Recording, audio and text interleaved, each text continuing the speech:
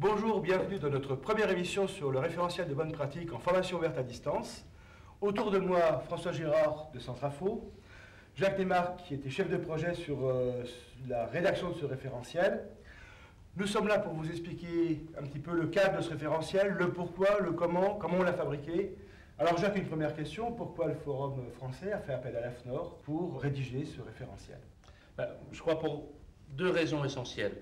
La première, c'est de se rappeler que le monde de la formation est d'une diversité incroyable. C'est sa richesse d'ailleurs. Et l'AFNOR intervient, donc l'Agence française de normalisation, comme un tiers indépendant qui apporte par cette indépendance la légitimité aux travaux qu'on a menés.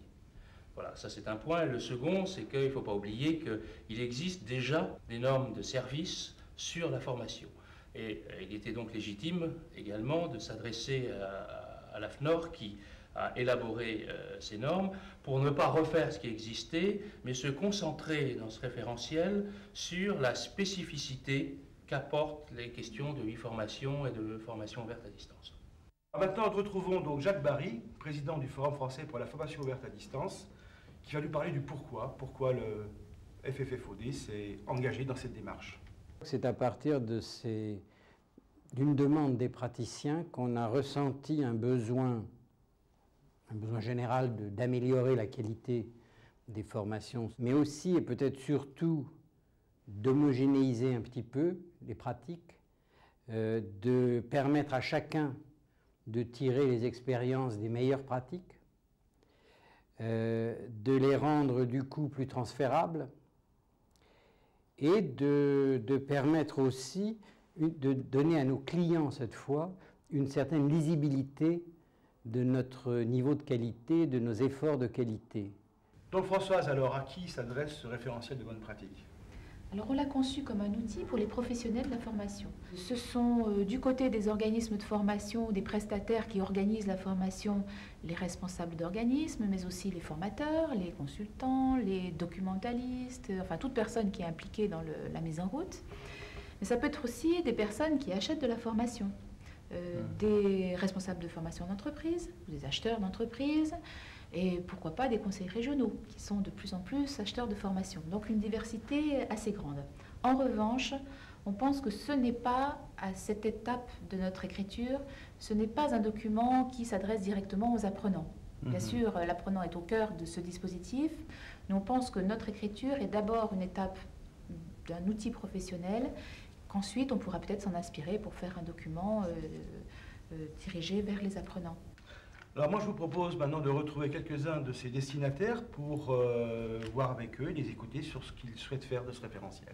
Ce qui est important pour nous qui accompagnons donc des projets dans une région, c'est de pouvoir à partir de ce type de référentiel nous reconstruire des outils qui vont nous permettre de quelque part de valider des mises en place de dispositifs. Ça peut être une très bonne aide. D'une part pour des personnes qui, dans mon cas, doivent instruire des projets, mais d'autre part aussi par rapport à des porteurs de projets qui savent que ce document existe, qui savent qu'il y a des équilibres nécessaires à trouver dès lors qu'il faudra monter un projet. Ce référentiel a le mérite d'exister et de nous guider. Et je crois que s'il n'existait pas, il y aura encore beaucoup plus de risques qu'on oublie des étapes fondamentales pour la réussite de la mise en place de tels dispositifs. Je pense que c'est bien d'avoir un référentiel reprenant tous les éléments pour soit se rassurer en se disant « bon, j'ai bien pris en compte tous ces éléments » ou alors se rendre compte que finalement on pêche sur un point ou l'autre. Son objet, c'est de tirer un certain nombre de poser un certain nombre d'éléments clés, clés de lecture qui permettent effectivement aux gens de s'accorder sur une question fondamentale qui est celle des coûts. Alors Jacques, ces futurs usages-là, ils correspondent globalement aux objectifs du référentiel? Disons, on retrouve bien la diversité et par rapport à cette diversité, nous, on voulait produire un référentiel centré sur la qualité et qui assure une cohérence. Et cette cohérence, elle se traduit par le souci de réduire des écarts on pouvait craindre comme dangereux. Des écarts avec ce qui se joue au niveau des enjeux internationaux. Vous savez qu'il s'élabore en ce moment une norme ISO sur globalement le e-learning. Il était important d'inscrire le référentiel de bonne pratique au niveau de ces enjeux internationaux qu'on le retrouve dans les normes ISO dans le domaine.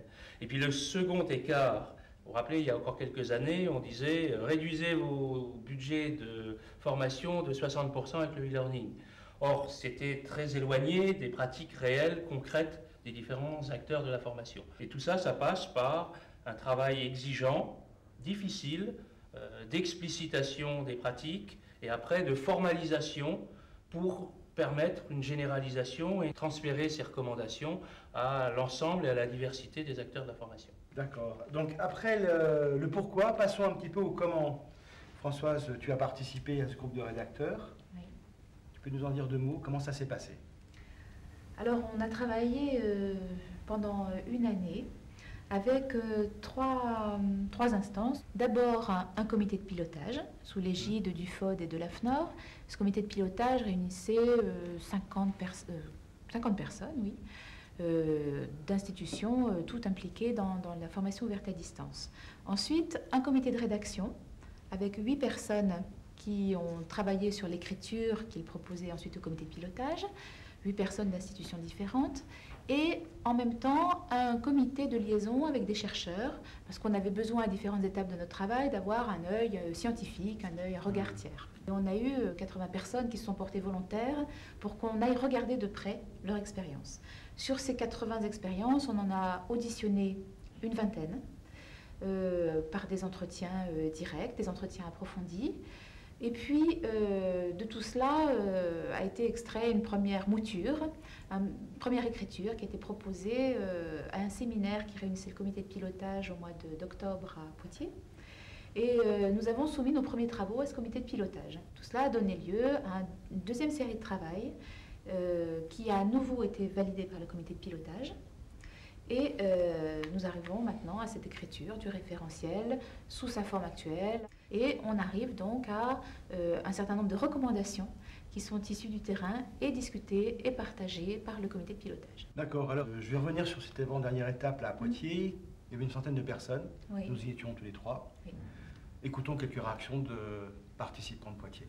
C'est la première fois dans une manifestation qui parle de formation ouverte et à distance où j'ai l'impression qu'on assiste à la formation d'une communauté de pratique. C'est vraiment la première fois que je ressens ça. Les gens, on n'est plus simplement dans les interrogations, les gens ont des choses à dire et je trouve ça très très intéressant. Les représentations et les niveaux de réflexion, l'outillage sont très très hétérogènes en fonction des participants et qu'au moins, à l'issue, on peut espérer qu'effectivement ce référentiel de bonne pratique permette une mise à niveau de l'ensemble des gens qui sont impliqués dans la réflexion aujourd'hui. La méthode de travail adoptée a permis de produire des idées et de les produire suffisamment formalisées pour qu'elles soient exploitables par les rédacteurs du référentiel. Le but d'un référentiel de bonne pratique, c'est pas non plus de publier 200 pages. On ne refait pas non plus un livre ou quoi que ce soit. C'est vraiment d'être concis, d'être précis et d'être clair aussi. Donc venons-en au contenu de ce référentiel. Qu'y a-t-il dedans? On a appliqué une démarche par les processus. On a décomposé, sans chercher à innover à ce niveau, parce qu'on retrouve tous les composants de l'ingénierie de l'offre de formation. Donc on a décomposé dans cette démarche 5 processus: analyser, construire, instrumenter, c'est la place de la technologie, conduire la formation ouverte à distance, évaluer la formation dans ses différentes composantes. Combien d'acteurs ont été impliqués dans le référentiel? Je pense environ autour de 200 personnes à peu près. 200 personnes dans cette démarche, et c'est compté sans l'Europe. Ce qui m'impressionne d'abord, c'est que c'est une approche très professionnelle que je rencontre ici. Et j'aime beaucoup. Mais nous sommes là, avec le réseau européen aussi, pour voir comment le transfert peut se faire du professionnalisme français à d'autres pays ou d'autres partenaires qui le sont moins. Il n'y a pas d'obstacle majeur à ce que ça soit un document européen puisque nos partenaires ont retrouvé leur pratique. La première question que nous avons posée, comme dans tous les groupes, c'est est-ce que vous retrouvez vos pratiques dans ce document? Et la réponse a été très majoritairement oui. Détient-on l'outil idéal? Y a-t-il des limites? Je vous propose d'écouter quelques témoignages. Si seulement on pouvait appliquer ce qui est mentionné, ça serait bien. Mais ce n'est pas le cas. Je pense aussi que c'est aussi un problème de moyens. Si on doit vraiment avoir 60 items qui permettent de conduire correctement une action de formation à distance, c'est à la fois très bien parce que c'est très détaillé, mais en même temps je me dis, est-ce que c'est vraiment la réalité des choses? Et deuxièmement, est-ce que même si quelqu'un applique l'ensemble de ces items, c'est réalisable? C'est plus relever des bonnes intentions en essayant de ne rien oublier de ce qui pourrait être mis en œuvre dans le cadre d'un projet FOD, plus que encore une méthode. C'est dans ce sens-là que c'est bien un référentiel de bonne pratique et pas une norme. Hein. Si c'est un outil pour progresser, pour aider un jeune à démarrer, pour aider des débutants à se dire comment je pourrais faire pour faire bien, pour aider les anciens à s'interroger, formidable. Si ça devient un carcan, épouvantable. Donc là, Jacques, je viens d'entendre parler de 60 recommandations, je viens d'entendre parler de carcan. Moi, je trouve ça un petit peu inquiétant.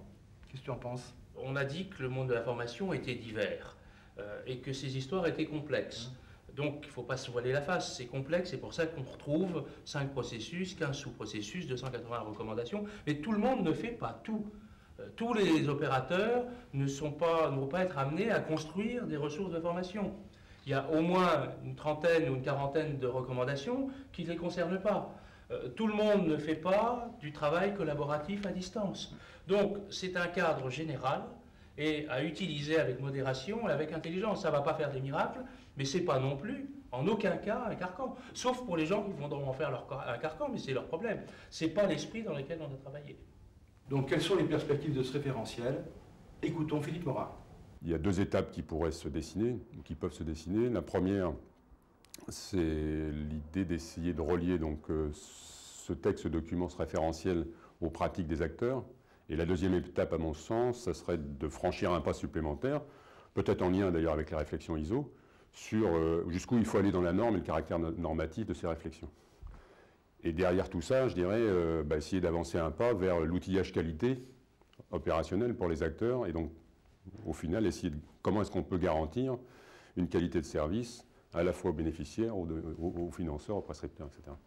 Notre présentation se termine. Pour en savoir plus sur le référentiel des bonnes pratiques, rendez-vous lors de nos prochaines émissions. Merci Françoise. Merci Jacques.